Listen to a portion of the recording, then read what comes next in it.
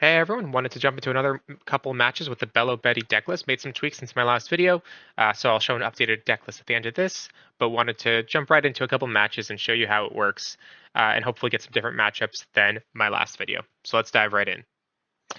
All right, starting off with a match against Katakuri. It's a good opening hand. We have Cracker, which is really nice. Looks like we're going first, and we have our Belo Betty, so we're going to keep this. Going to start with our search. So this is actually one of the additions I added. It is a trigger, it is a blocker, and so I can get it off life, and I can use it with my Belo Betty ability. But for this, I'm thinking I might take. I think I'll take a 2K for now, and then we'll pass turn just to have some defense. I'm planning to swing with lead and then play my Inazuma for this upcoming turn, and then we'll see kind of if I pull anything off the top of my life to supplement that. But for now, 5K swing at the Katakuri. He pulled the Nikaku Sovereignty, so we know he's running that 2-cost event. If he leaves the Dawn up, that is not a bluff. I think he might have just gotten a trigger here. Oh, the Zoro. That's unfortunate. Definitely better that than something a little more powerful, but we really want to get as wide a board as possible just so that we can get the most value out of our leader ability. So definitely a good first trigger for this Katakuri. We're going to take that swing, and yeah, this is great. Start off with getting rid of one of the crackers. And Parasparrow. Okay. All right. So I think what I'm going to do is swing 6K at lead, play my cracker, and then pass. Okay, so if he does not pull, or if he does not play a Thunderbolt, we could do some real damage next turn. So let's try to keep our boys alive and then go big next turn. I'm planning to use leader ability. That'll buff all of these by 3K. I will actually counter. All right, I'll take that one. I'll take that one. If he swings 5K again, we know he's going to play the Bear Sparrow. Oh, I'm good with the pudding. Okay, I will actually counter 1K here. I know typically you want to take every life against Katakuri, but I I know that I don't have a lot in hand to counter out big at the end of the turn. I also don't really run blockers. I run those Kobis, and some Sanjis, but that's about it. Okay. Ooh. This is another addition I have in this list just to, in kind of some later matches, give a lot of the Revolutionary Army characters rush. But I don't think we have time to play it in this matchup specifically. I think what I'll do is I think I will play this to bring the Katakuri down to 4,000. I will trash this. So this is 8K, 9K. So this will take 2 cards. He will have to use Ikaku Sovereignty and a 2K, and it's a double attack, which is nice.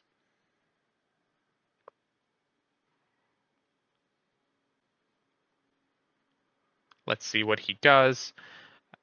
He's probably going to use his event and then drop a 2K to try to get out of this. Yep, there's Ikaku and then a 2K. So now I'm just debating if I want to kill this Parasparrow just so that he has fewer attacks next turn. I think I might. So let's try 7K into the Parasparrow, see if he lets it go.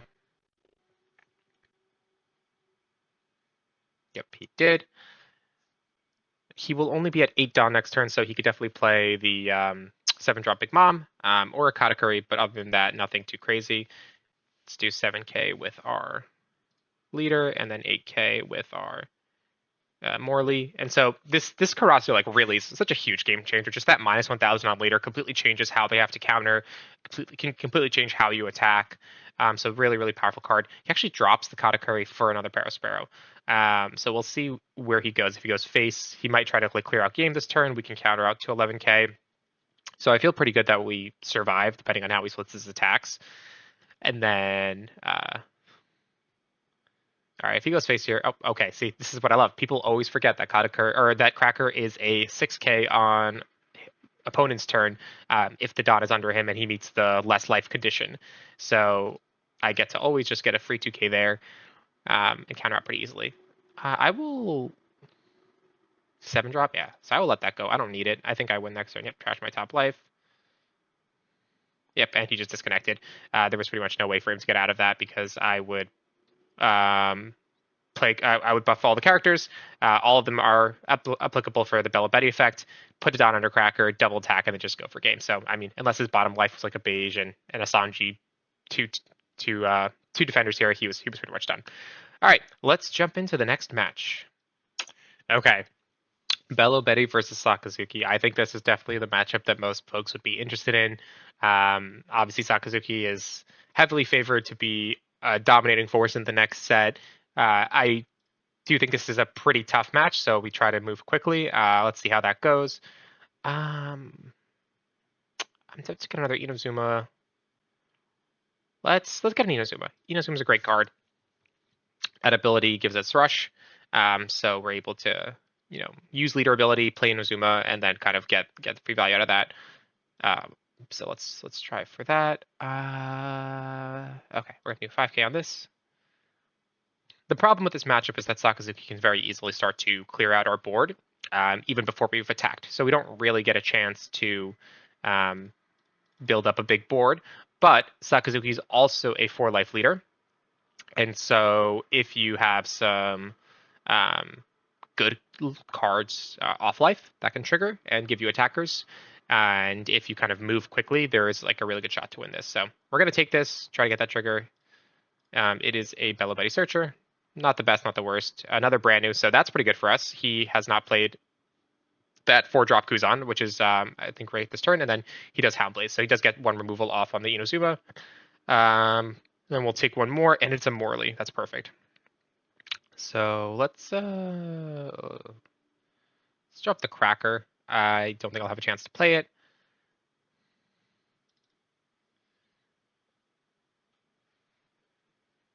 So I think the way that we'll do this is we'll play.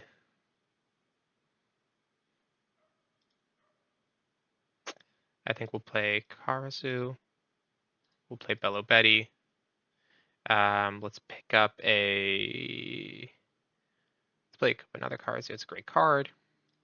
He's a 4k, so this is gonna be a 2k swing. Let's do this again. Let's put some pressure on him. All right, he took that life. Okay, I feel like we're in a pretty good spot here. He can obviously play that Lucci, so the Lucci can remove, I believe, a 2-cost and a 1-cost, or a 3-cost and a 1-cost. So he has the 1-cost. Great Eruption brings things down to 2. Yep, so he can get 2 cards for free. Oh, all right, so he's going the Houndblaze route. We have a 2k, which is nice. If we can keep these 3 cards up and play Inazuma next turn, we might just win this. So let's see what he does. He goes 1k to Morley. Let's get rid of the Limburg. For 3 Dawn, I'm trying to think what he can play. I believe he can play blockers, but I don't know if he has a 3 Dawn removal unless he does a second Houndblaze and something else. Yep. Okay. So he saw. It's just a little bit unlucky. He saw 3 Houndblazes, which is kind of very fortunate for him. He didn't even really cycle that much, but it is what it is. We're gonna keep it moving. So let's do this. Put him back at 4k.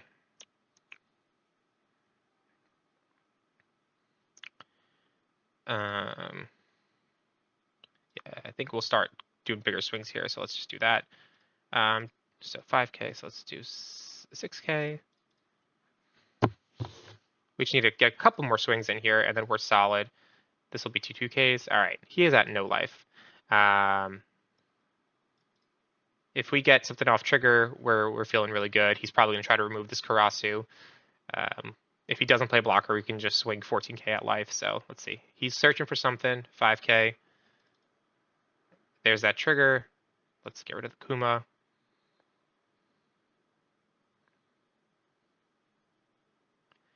I don't think there's any rush cards that I need to worry about. I know there's a couple of like bottom deck cards he can play, like that new Borsalino.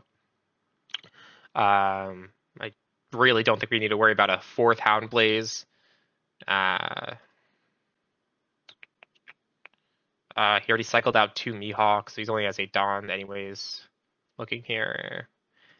Yeah, I mean, I think the fact that he's hesitating here means he might have answers for one of these cards, but not both, which puts us in a really, really good spot. But as long as he does, I mean, if he has blockers to play, it's going to be a little tricky. We're going to have to get the math right. All right, so we got the Sabo.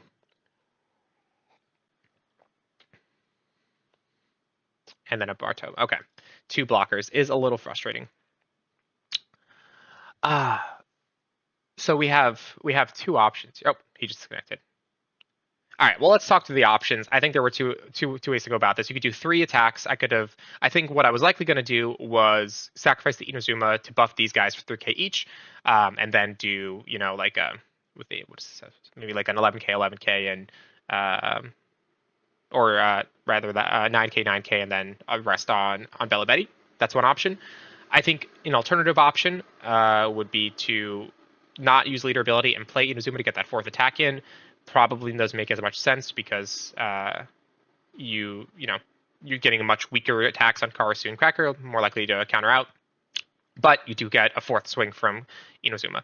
Definitely the fact that he played 2 blockers is a bit unfortunate, but it seems like we had it because he disconnected right away. So I think if we just went for it, this game would have been ours. All right, guys, a bit of a shorter video today. Hope that those 2 matches were interesting. Just wanted to put some more Belo Betty matches out there. Definitely a leader I'm super excited about in the next set. Here's the updated list. As I mentioned, 2 changes. VV, which, I'm still on and off on. I think, in the late game, if you're not able to finish early, VV's a really, really important card, but I do find that a lot of my matches don't go far enough for this card to ever be relevant. So maybe I'll switch her out for something else. I know some people run 2 of Sabo. I've found very little use for him as well, so we'll see. Still playing around with this one, but the other big addition is Kobe.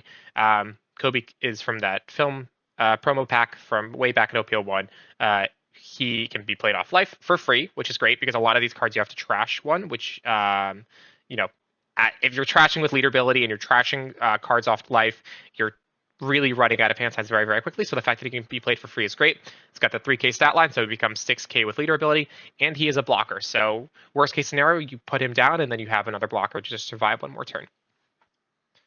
All right, well, that's the video. Thanks, everyone. If you enjoyed it, please make sure to like and subscribe. It would really mean a lot to me. I'm trying to put out more One Piece content as much as I can. So any support or any interaction would really mean the whole world. And would love to hear from folks who have questions or just want to know what my thoughts are on any decks or leaders coming out in the next set. Thanks, everyone.